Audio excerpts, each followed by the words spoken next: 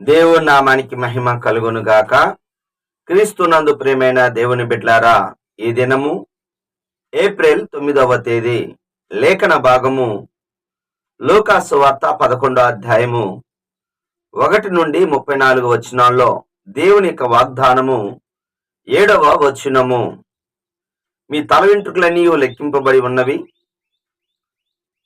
మీరు అనేకమైన పిచ్చుకల కంటే శ్రేష్ఠులు.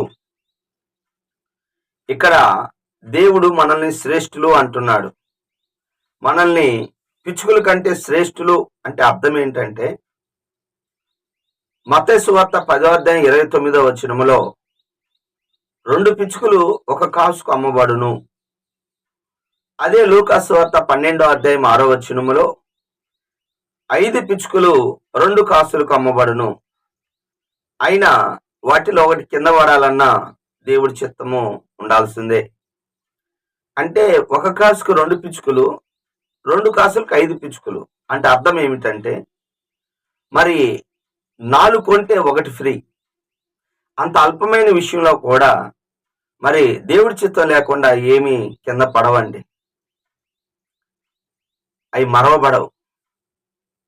అలాగనే మీ తల వెంట్రుకలన్నీ లెక్కబడి ఉన్నాయి అంటే చిన్న విషయం కూడా దేవుడు మిమ్మల్ని గురించి జాగ్రత్త తీసుకుంటున్నాడు. అంటే పక్షులను పోషిస్తున్న దేవుడు మరి భూమి మీద ఉన్న భక్తులే శ్రేష్ఠులని కీర్తన 16:3వ చరణములో భూమి మీద ఉన్న భక్తులు శ్రేష్ఠులు. మనం ప్రభు నమ్ముకుని ఉన్నాం, ప్రభు మనల్ని శ్రేష్ఠులు అంటున్నాడు. అందరు కాదు గాని భక్తులే శ్రేష్ఠులు. నువ్వు దేవుడి బిడ్డవి. గుర్తుపెట్టుకోండి.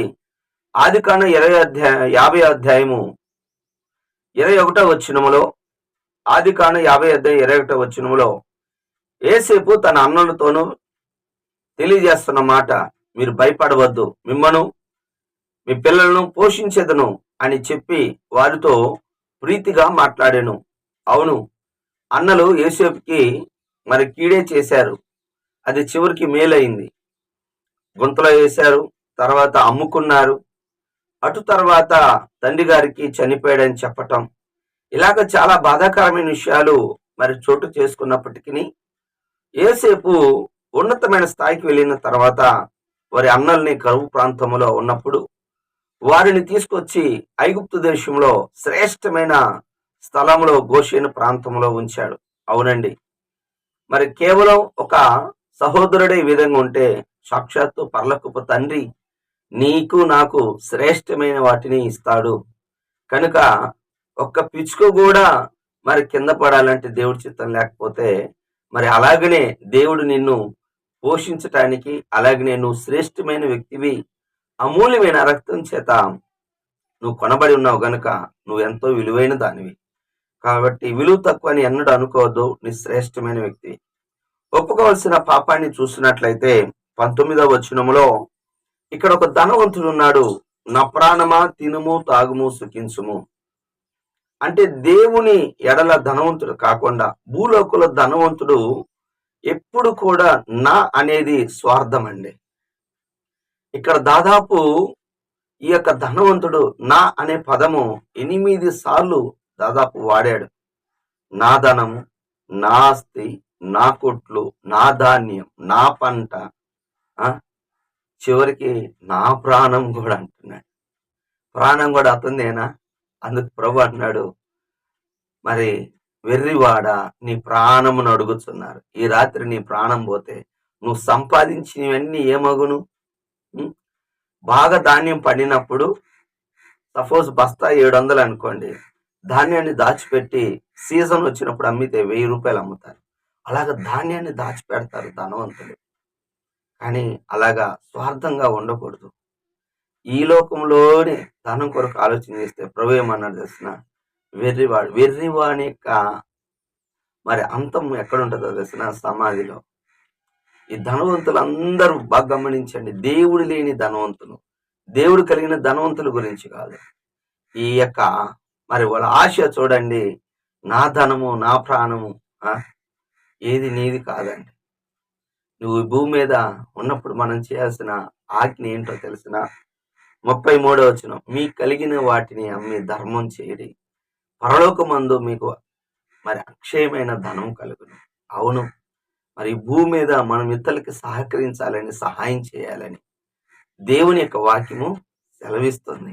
అవును, ఈ లోకంలో కొన్ని మరి దాన ధర్మాలు, లేకపోతే మరి బైబిల్లో రాయబడింది, అనేక మంది మరి తబితా అనే స్త్రీ మరి అనేక మంది విధవరాలకు సహాయం చేసింది.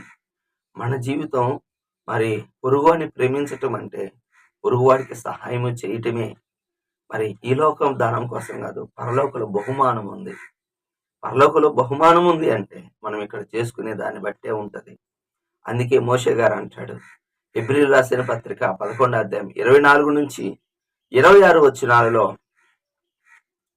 అల్పకాల పాప భోగములు అనుభవించుట కంటే దేవుని బిడ్డలతో శ్రమ అనుభవించటం మేలని యోచించుకొని కలగబో బహుమానం అందు దృష్టి ఉంచాడు.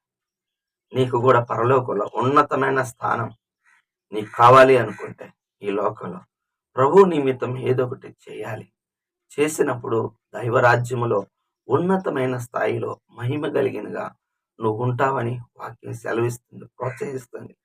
పేతురు కూడా మేము సమస్తం విడిచిపెట్టామన్నప్పుడు మరి మీకు ఈ లోకంలో కాదు, నిత్య జీవంలో సింహాసనం కూడా ఉంటుందని ప్రభు సెలవిచ్చారు. కాబట్టి క్షయమైన ఈ ధనం కొరకు, అక్షయమైన ధనం కొరకు, పరలోక రాజ్యంలో ధనం కొరకు మనం ప్రయాసపడదాం. క్రీస్తుతో కూడా లేపబడిన వ్యక్తివైతే పైనున్న వాటిని వెతుకు. దేవుడి మాటలు దీవించును కాక. ఆమె ప్రార్థన చేసుకుందాం. ప్రేమ కలిగిన తండ్రి యేసయ్యా, నీకు వందనాలు. ఇప్పటి వరకు నైనా నీ వాక్యం ద్వారా మాతో మాట్లాడా, మమ్మల్ని బలపరిచావు తండ్రి. మేము శ్రేష్ఠులమని, మా కొరకే కాకుండా స్వార్థంగా బ్రతకకుండా ప్రభా ఇతరులకు సహకారులుగా మేము ఉండునట్లుగా కృప చూపించమని, బలపరచమని, ఇంటున్న వారిలో అయ్యా నువ్వే క్రియ జరిగించమని యేసు నామములో ప్రార్థిస్తున్నాను తండ్రి.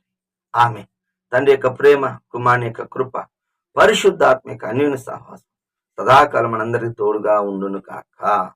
ఆమేన్. హల్లెలూయా. దేవుడు మిమ్మల్ని దీవించును గాక.